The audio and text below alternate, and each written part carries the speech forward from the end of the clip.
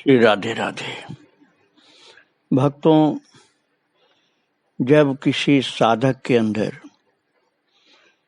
अपने भगवान के लिए या अपने गुरु के लिए या दोनों के लिए श्रद्धा का उदय होता है, तब उनकी कृपा का दर्शन होना शुरू होता है। और जब उनकी कृपा का दर्शन मिलने लग जाता है तो महाराज फिर पूर्ण रूप से कृपा शक्ति उसकी रक्षा करती हुई दिखलाई पड़ती है। कल आप श्रवण कर रहे थे कि एक भक्त जो उस समय बेहोश पड़े हुए थे, विष के द्वारा दंशित होकर के, विषैले सर्प के द्वारा दंशित होकर, तो महाराज बाबा के 2 पदाघात से फिर वो जीवित हो गए। और उन्होंने बतलाया कि गणेश चंद्र नाम का जो व्यक्ति था जो बेहोश पड़ा था, उसने खुद बतलाया कि 2 यमदूत उसको ले जा रहे थे, बाबा ने दोनों को एक एक लात मारा तो भग गए दोनों। और इसके बाद वो महाराज बड़े बाबा के चरणों में गिर गया और जोर जोर से रोने लगा और कहने लगा कि बाबा, मैं बहुत पाखंडी हूँ, आपके सिवा मेरा कोई नहीं है बाबा, मुझे अपने चरणों से विलग न करें। महाराज ऐसे बोलकर वो बच्चों की तरह से रोने लगा उच्च स्वर से। और उसकी अवस्था देख करके सभी लोग व्याकुल होकर के उच्च कंठ से हा निताई कह करके रोने लगे। और कीर्तन के बीच में रोने की ध्वनि बहुत जोर जोर से सुनाई पड़ने लगी।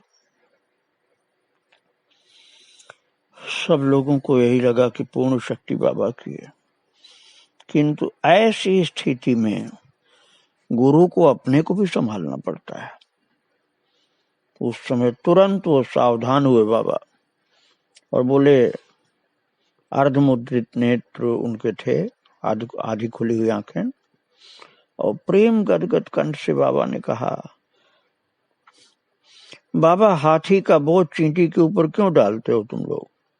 परम दयालु करुणा में निताई किसी का दुख नहीं देख सकते।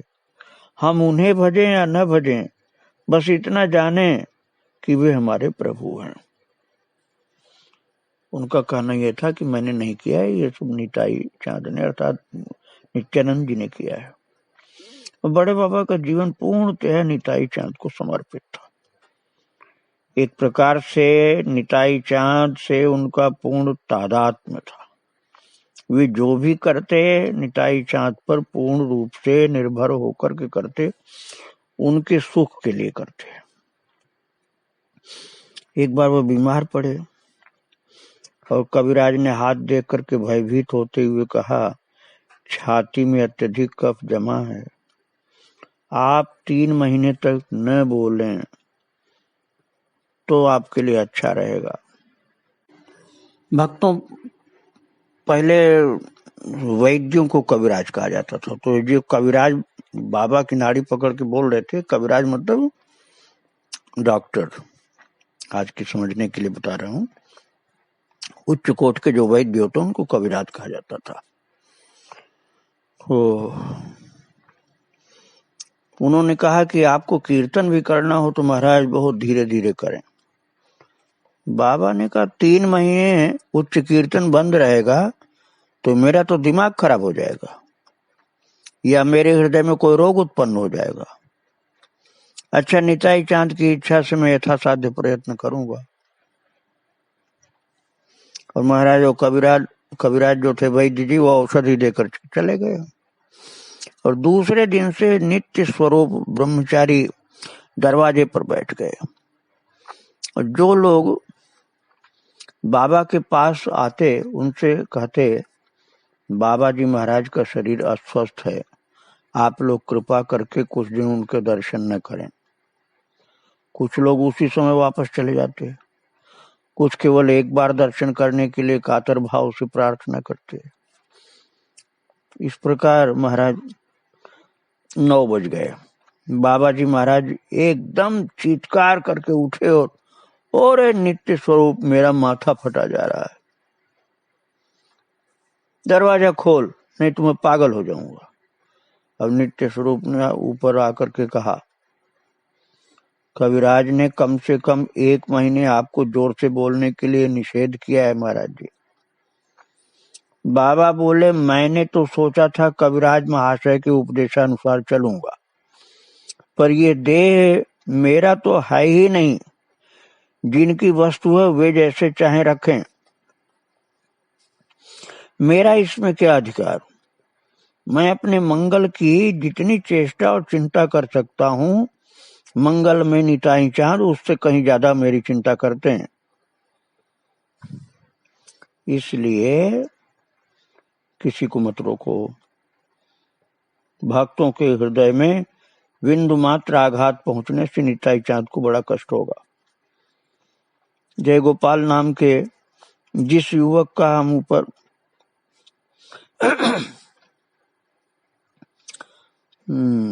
जय गोपाल नाम का एक व्यक्ति था। वो व्यक्ति जो था जय गोपाल भक्तों, वो कीर्तन में एक बार मूर्छा आ गई थी उसको, और उसी अवस्था में जब मूर्छित हो पड़ा था, बड़े बाबा ने उसके कान में कुछ मंत्र दिया था और तभी से उसे सखी भाव सिद्ध हो गया था और वो ब्रज गोपी वेश में रहने लगा था। उसका नाम बाबा ने रखा था ललिता दासी, और उसी पर मठ में रसोई का भार रहता था। एक बार बाड़वे बाबा महाराज ने ललिता दासी से कहा, देखो आज से तुम्हें प्रसाद मिले या न मिले, जो कोई भी भूखा तुम्हारे पास आए उसे निताई चांद के इस संसार से 1 मुट्ठी अन्न अवश्य मिले। ऐसा ही होने लगा महाराज, और दुखी कंगाली लोगों की आश्रम में भीड़ लगने लगी और नित्य दोनों समय 400-500 आदमियों की रसोई बनने लगी। किसी ने बाबा से पूछा, इतने लोग पैसे प्रसाद पा रहे हैं, इसका भार किस पर है? तो उन्होंने उत्तर दिया, बाबा निताई चांद का संसार है, वे ही निर्वाह करते हैं।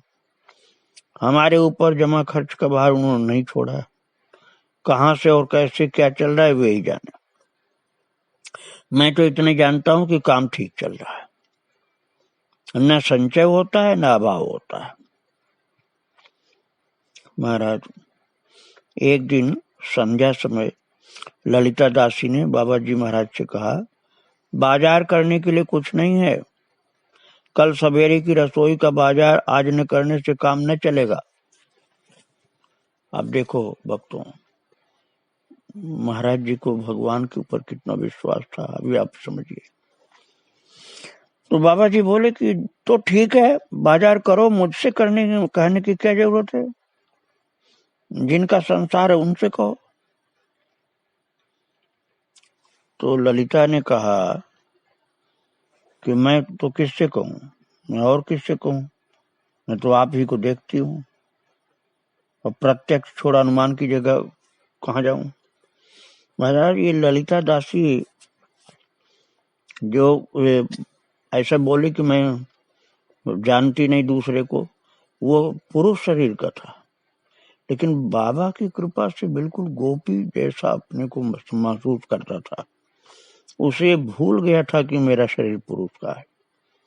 पुरुष का शरीर होकर के भी पुरुष शरीर वो भूल चुका था, अपने को स्त्री मानता था, गोपी मानता था वो।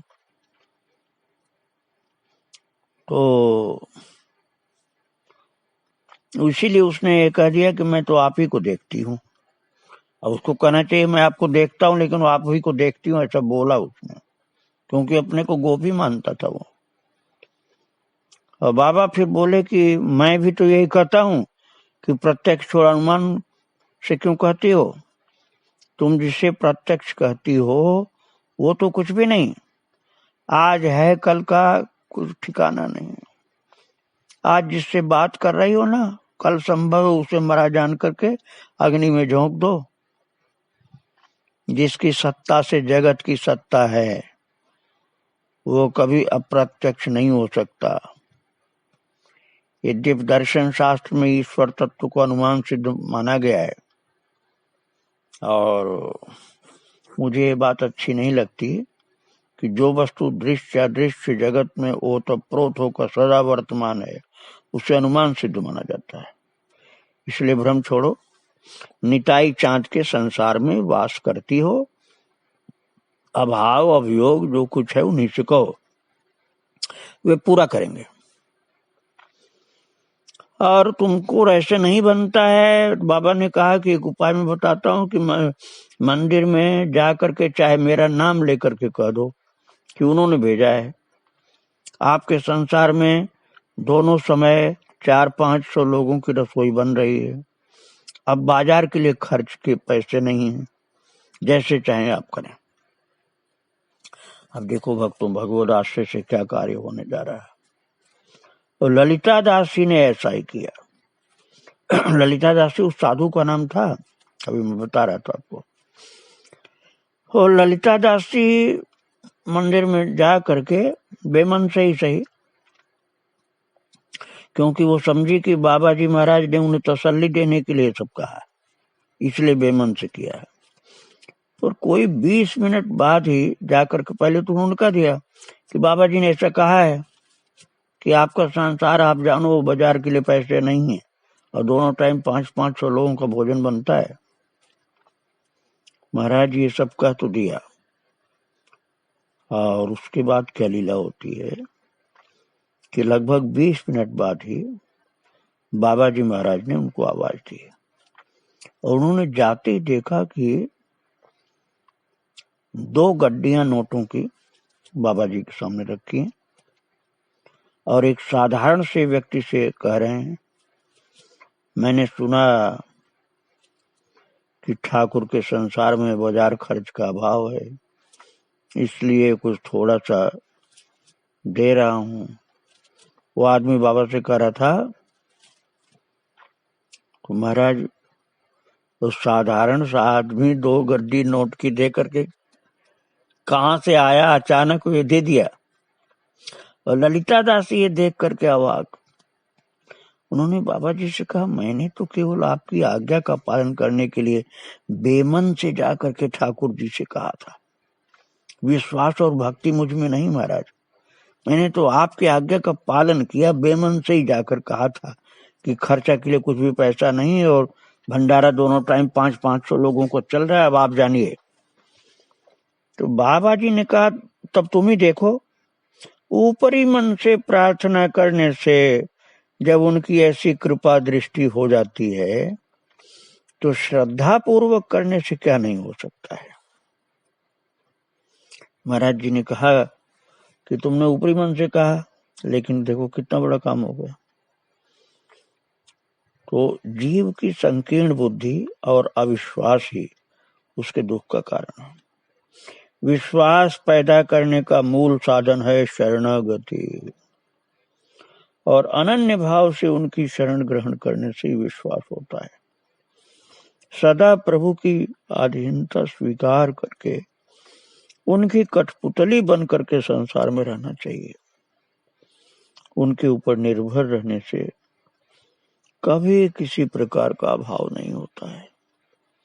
महाराज जी ने ये ललिता दासी संत को समझाया, और ललिता दासी तो बाबा का नाम लेकर भगवान से बोले थे कि बाबा ने ऐसा कहा है, और ठाकुर जी जब बाबा का नाम आया तो कैसे रुक जाते, तुरंत ये चमत्कार कर दिया था भगवान ने। पता नहीं कहां से कौन व्यक्ति आकर के 2 गड्डी नोटों की दे गया, और भंडारा के लिए व्यवस्था हो गई। भक्तों, बड़े बाबा का निताई चांद के प्रति इतना बड़ा समर्पण था, आत्मसमर्पण संपूर्ण था, कि वे अपने आप को उनकी कठपुतली मानते थे। बस सचमुच उनका देह निताई चांद की कठपुतली ही था। वे जो कुछ भी करते वह निताई चांद द्वारा ही किया हुआ होता, और इसका प्रमाण भी कई बार लोगों को देखने को मिला। एक बार पुरी में भयंकर कालरा फैला, कालरा है जा, और जगन्नाथ जी के श्रृंगारी पंडा माधव पशुपालक बाबा जी महाराज की जगन्नाथ जी की प्रसादी माला पहनाते हुए बोले, जगन्नाथ जी की आज्ञा है कि आप पुरी में नगर कीर्तन निकालें। और पंडित जी ने महाराज जी को कहा। बाबा ने पूछा कि किस प्रकार जगन्नाथ जी की आज्ञा हुई है। तो उन्होंने कहा कि कल जगन्नाथ जी की प्रथम पूजा के पश्चात मैंने जगन्नाथ जी से प्रार्थना करते हुए कहा, प्रभु पुरीवासी महामारी के मारे इतना कष्ट पा रहे हैं और हम होम यज्ञ सब कुछ कर करके हार गए महाराज,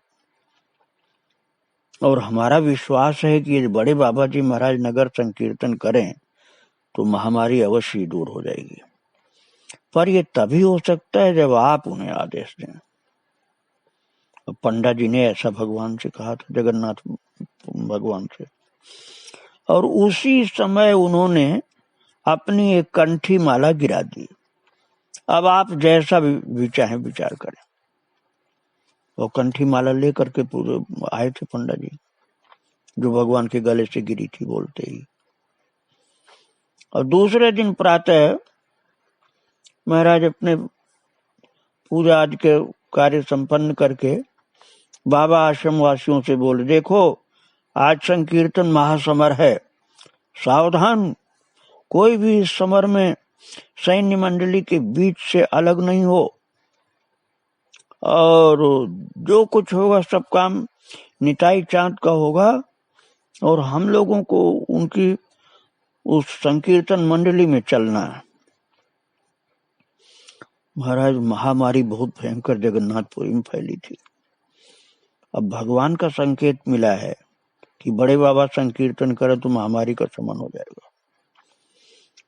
जब संकीर्तन मंडली को लेकर बाबा चले हैं तो महाराज बाबा ने कहा, यमराज तू भाग यहां से, भाग, देख निताई आ गए हैं, उनके साथ गौर और अद्वैत भी आ गए हैं, और जहां पर निताई और गौर हों उसमें तेरा जाना उचित नहीं है। हमने तो गौर से खाते में नाम लिखा लिया है और हमारे ऊपर से तेरा अधिकार उठ गया है। महाराज जैसे युद्ध करने के लिए चले, बाबा ऐसे तैयार हुए, ऐसे रुद्र मूर्ति धारण किए, ऐसा लग रहा था कि महामारी से युद्ध करने के लिए बाबा जा रहे हैं, और गर्जना करके कीर्तन शुरू किया। बीच बीच में मदमस्त सिंह की तरह से जय निताई कह करके हुंकार करते, और लगता कि उनकी हुंकार से पृथ्वी कांप रही है। पंडा पुजारी दुकानदार जो जहां है सब अपना अपना काम छोड़ करके उस संकीर्तन में सम्मिलित हो रहे। सबके मन में दृढ़ धारणा कि आज के इस संकीर्तन समर में पराभूत होकर के दुर्जय संक्रामक व्याधि रूप शत्रु निश्चय ही भाग खड़ा होगा। कालरा ऐसा फैला था कि लोग तमाम मरते जा रहे थे। और बड़े बाबा ने जब ये संकीर्तन प्रारंभ किया है तो क्रमशः संकीर्तन का वेग बढ़ता गया, और संकीर्तन के परिश्रम से या समय के फेर से महाराज एक भक्त था, उसका नाम था फणी, वो संकीर्तन से अलग हो गया, कोई भी कारण रहा होगा, और कुछ दूर पहुंचते ही उसके पेट में दर्द होने लगा और वो भाग कर आश्रम गया, और कई बार कै और दस्त लगातार होने लगे, कै दस्त अर्थात उल्टी टट्टी, और चारपाई पर लेट गया। और संकीर्तन समाप्त करके बाबा महाराज आश्रम लौटे तो ललिता दासी ने उनसे कहा कि फणी की अवस्था बहुत शोचनीय है, उसे तीव्र गति से कै और दस्त हो रहे हैं। बाबा जी ने कहा ठीक ही तो है, मैं क्या करूं, मैंने तो पहले ही कहा था कि जो संकीर्तन मंडल से पृथक होगा उसका निताई चांद पर कोई दायित्व नहीं होगा। अब ललिता दास ने कहा ये तो अबोध बालक है, मर जाएगा बाबा, आप इसके लिए कुछ करें। तब आप जो नाम की महिमा का बखान करते हैं उसको विश्वास कौन करेगा। बाबा जी बोले जीव अपने कर्म दोष से नाना प्रकार के कष्ट भोगता है और दोष देता है भगवान को और उनके नाम को। ललिता दासी हताश होकर के फणी के पास चली गई और थोड़ी देर बाद फिर आकर के बाबा से बोली फणी की हालत बहुत खराब है बाबा, उसके बचने की कोई उम्मीद नहीं, कोई लक्षण नहीं, आप चलिए। और बाबा जी महाराज फणी के पास गए, उसे देखकर बोले सचमुच ये बचेगा नहीं। और ललिता दासी महाराज रो रो करके बोले देखिए जो बालक मर गया तो मैं प्रतिज्ञा करती हूँ कि सबकी माला कंठी तोड़ करके उन्हें संसार में वापस भेज दूंगी, घूम घूम करके इस बात का प्रचार करूं कि नाम और महात्माओं में कोई शक्ति नहीं होती। आप जगत का उपकार करने बैठे हैं, जीवों के लिए आपके प्राण रोते हैं, क्या ये जीव नहीं है, ये हालत हो रही इसकी, सामान्य अपराध के लिए इतना भारी दंड। महाराज बाबा फणी की सांस खींचती देखकर उसके सिरहाने बैठ गए। नाम संकीर्तन पहले से ही चल रहा था और अधिक जोर से होने लगा। अकस्मात एक दीर्घ निश्वास के साथ फणी की सांस बंद हो गई, आंखें पलट गईं, सर्वांग निश्चल और निस्पंद हो गया, सब रोने लगे। बाबा जी महाराज ने एकाएक हा निताई हुंकार भरी जोर से चिल्लाए बाबा हा निताई, और उनका शरीर कंपायमान हो गया और उन्होंने अपने दाहिने पैर के अंगूठे से फणी का मस्तक स्पर्श कर दिया और देखते देखते उनके नेत्र लाल और सजल हो गए। भाव भंगिमा एकदम बदल गई, जैसे किसी से अर्धस्फुट स्वर और स्खलित भाषा में किंतु तेज पूर्ण स्वर में कुछ कह रहे हों। साथ ही फणी के मृतदेह में स्पंदन हुआ, सांसें चलने लगी और मुख की कालिमा दूर हो गई।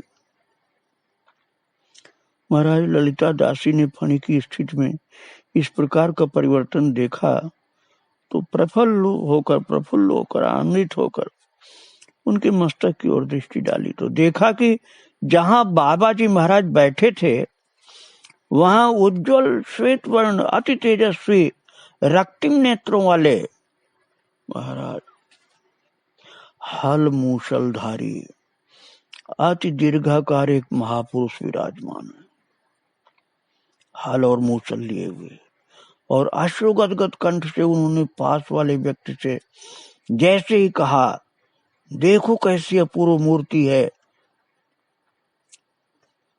ललिता दासी ने एक व्यक्ति से कहा कि देखो कैसी अपूर्व मूर्ति है, और बस ये बोलते ही फिर वो दृश्य अदृश्य हो गया और फिर तो वहां बड़े बाबा ही बैठे दिखलाई पड़े। महाराज इस तरह से बाबा के अंदर से बलराम जी प्रकट होकर के उस मृत्यु को भगा दिए और मरा हुआ जो फणी था वो जिंदा हो गया।